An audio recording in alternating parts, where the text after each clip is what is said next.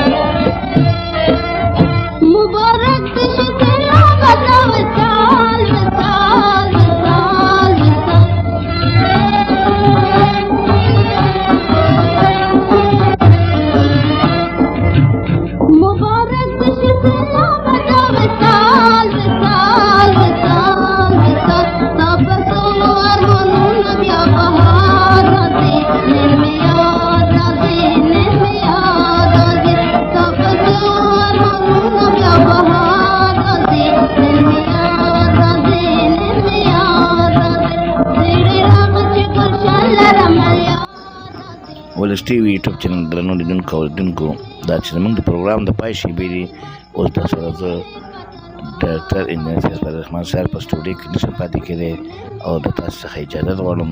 تاسو په لوی بخښونکي او مهربان خدای سپارم په مخه.